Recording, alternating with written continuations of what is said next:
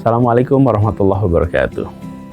Mengucapkan terima kasih kepada Lembaga Perlindungan Tunas Bangsa LPTP yang telah menyelenggarakan kegiatan bedah buku In Silence.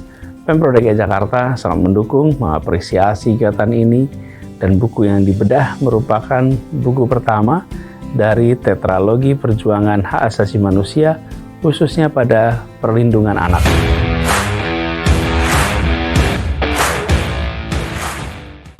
Ini kalau baca komentarnya ya, ada salah satu komentar dari senator DPD kan, sebuah tulisan yang syarat tentang perjuangan melindungi anak negeri menghadapi struktur kuasa modal dan kuasa negeri yang belum berakhir gitu. Dari siapa? Pak Insinyur Jafar Al-Qadiri ya Teh ya.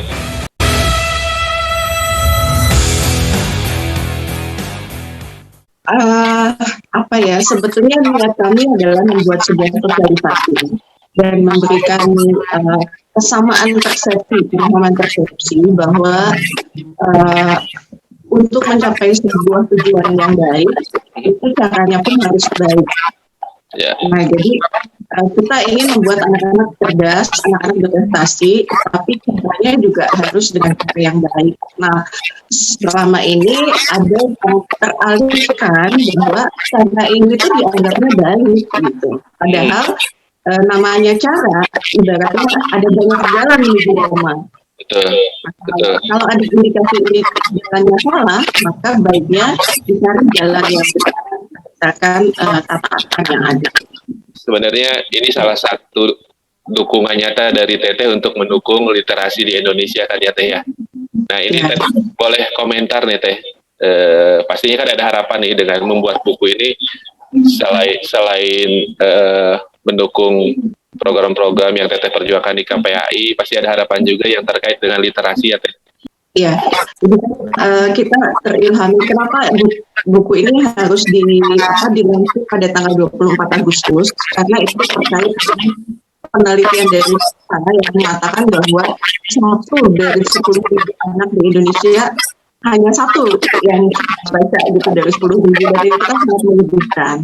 Nah, kemudian dari survei yang dilakukan oleh Perpustakaan Nasional, anak menjadi malas membaca karena salah satunya kekurangan buku yang bagus. Makanya itu menjadi salah satu pertimbangan kenapa kalau diibaratkan subuh itu banyak sekali anak-anak kita menjadi subuh pendek. Baca berita online, baca judulnya aja udah langsung meledak gitu. Dan itu digunakan juga oleh beberapa media yang mungkin kurang dewasa. Pokoknya judulnya bombastis, isinya bukan itu gitu. Membiasakan seperti itu dan kita mencoba untuk mari kita membaca secara lebih seksama itu sebetulnya dari informasi-informasi yang ada. Setelah buku ini apa nih Teh?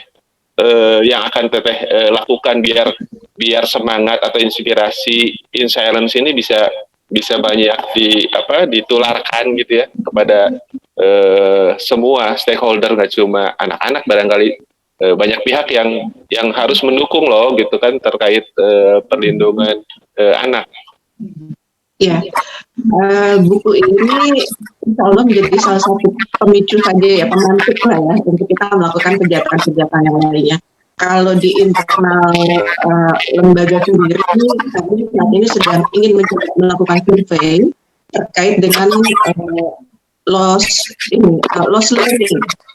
Loss learning itu sementara yang kami dapatkan data-data yang ada itu banyak untuk anak usia di atas 10 tahun.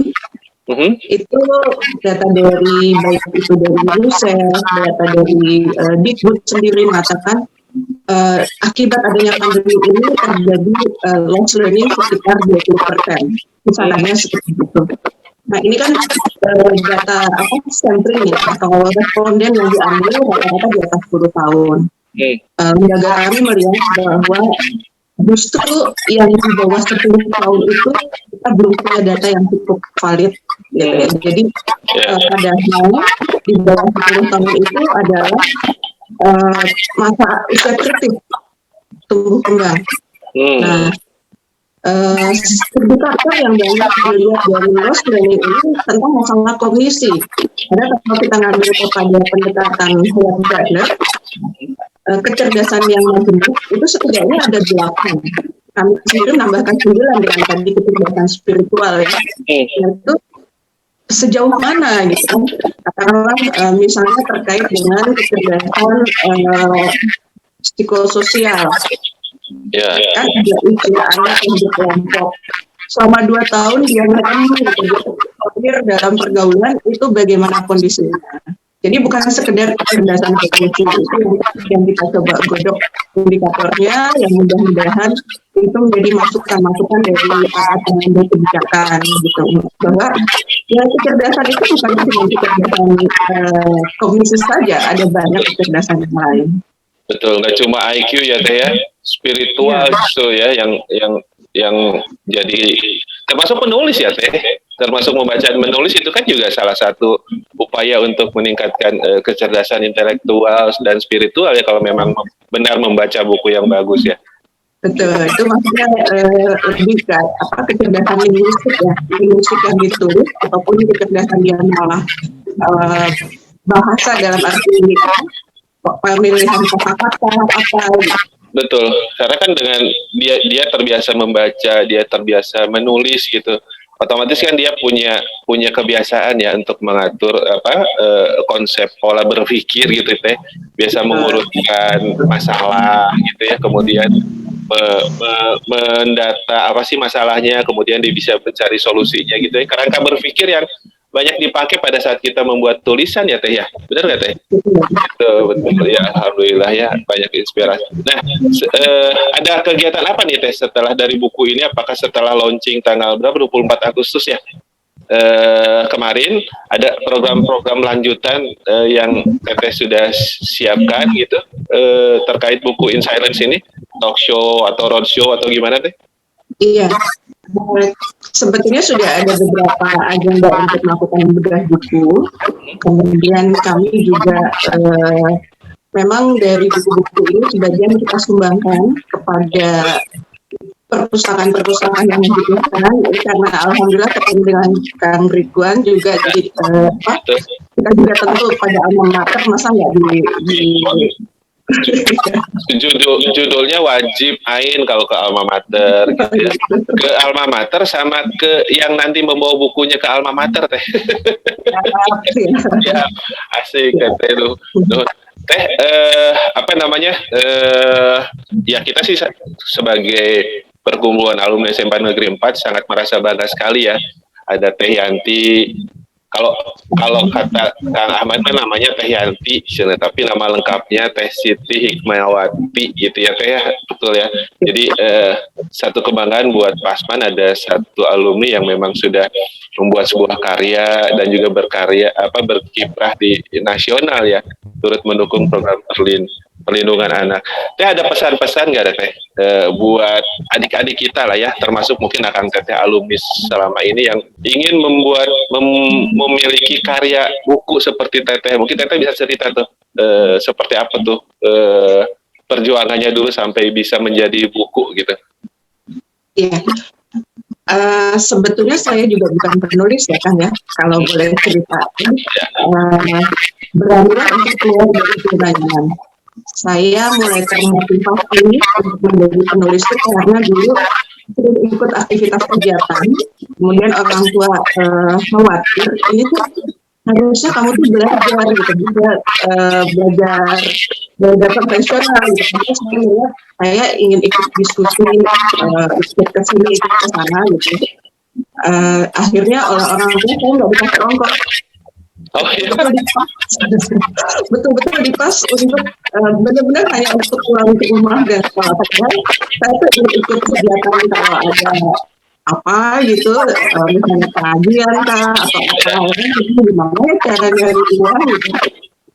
Waktu itu yang membuat saya termotivasi untuk menulis dua dengan kalau nggak salah dulu di Jawa kan sampai sekarang masih ada ya Bang Le, ya masih ada alhamdulillah. Ada Quran PR gitu, ya. Nah, saya memulai dengan menerjemahkan Kalau ada cerita dari majalah Mangga misalnya, saya terjemahkan ke dalam bahasa Indonesia dan kirim ke PDF. Atau sebaliknya. Dari situ, ya dari situ saya, ternyata bisa ya cari uang walaupun tidak harus kemana-mana. Akhirnya pola itu kemudian masa sih saya cuma jadi penerjemah aja gitu kan. Ya udah saya mulai belajar yang lain. Untuk di majalah-majalah itu kan ada resep. Saya kirim resep dari sini gitu dan mencoba sampai akhirnya saya secara khusus belajar jurnalistik di Salman. Terus mendapat juga sebagai waktu itu majalah yang muda di Jabrik, penanggung jawab publik. Dan terakhir, ya ketika kita mulai sempat nulis juga tuh di Amerika, pokoknya jangan takut untuk menulis karena kita ini masih sangat kekurangan penulis. Media apakah dicetak atau di upload atau di apa, yakin itu pasti akan ada saatnya. Nah dari situ saya pernah upload gitu, saya punya kemampuan tinggi pada saat saya masih baru keluar dari mahasiswa di rumah sakit. Saya dapat tawaran dari Singapura dan di situ diminta menjadi salah satu editor di Indonesia. Itu gak nyata gitu. Anda tolong edit bahasa ini ke dalam bahasa Portugis jadi bahasa India. Terus saya edit, ketemu dengan penanggung jawab di Asia itu, kami ketemu di restoran, terus dia bilang, ya ini cocok dengan harapan kami. Terus dia bilang, berapa Anda minta dibayar untuk satu artikel? Saya kan nggak tahu standar berapa gitu. Saya diam aja, saya ikut standar Anda. Gimana kalau 500, waktu itu 500 unit ribu itu besar banget. Tahun berapa itu teh? Berarti?